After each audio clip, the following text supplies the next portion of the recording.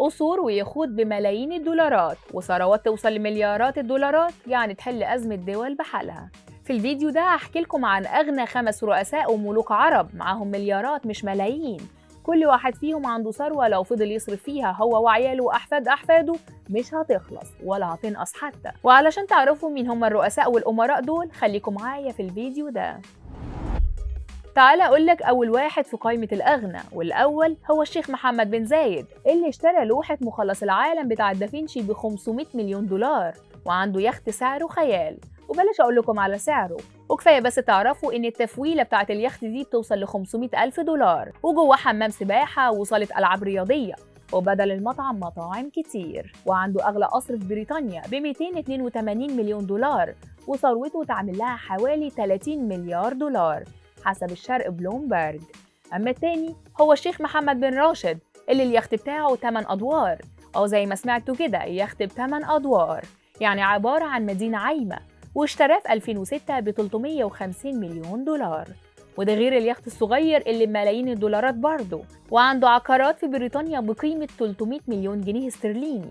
وفي سنة 2015 اشترى حصان ب 2.5 مليون يورو. ومش بس كده، ده اشترى كمان أكبر اسطبل لتربية الخيول في استراليا بنص مليار دولار. وبيكسب هو واخواته في اليوم حوالي مليون دولار من عوايد النفط، وعلشان كده يا سيدي ثروته حوالي 20 مليار دولار، وده بحسب المصري اليوم. والتالت بقى هو محمد السادس بن سلمان ملك المغرب اللي يعتبر من أغنى ملوك العالم علشان عنده 12 قصر ملكي و600 عربية وطيارتين. ده غير إن معروف عنه إن بيلبس أغلى الساعات في العالم وبيخدموه 1000 شخص. متخيل انت واحد بيخدمه 1000 شخص؟ ومن فترة كمان اشترى بيت على مساحة 1000 متر جنب برج إيفل في باريس، وثروته حوالي 8 مليار دولار، وده حسب اليوم السابع. أما الرابع وبحسب موقع دليل السعودية هو الأمير محمد بن سلمان اللي عنده أغلى بيت في العالم، وهو قصر لويس الرابع عشر في فرنسا، واشتراه سنة 2015 ب 300 مليون دولار.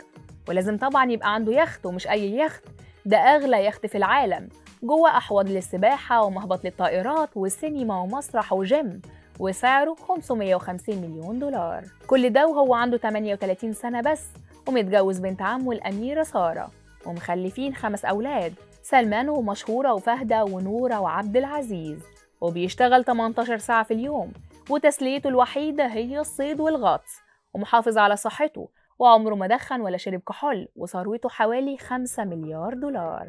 أما الخامس والأخير بقى ده حكايته حكاية، وحسب المصري اليوم واليوم السابع هو الشيخ تميم بني حمد اللي عنده 12 عيل، ومتجوز 3 مرات، ويعتبر من أغنى الشيوخ والأمراء في العالم. عنده أغلى قصر في بريطانيا واشتراه بأكتر من 300 مليون جنيه استرليني.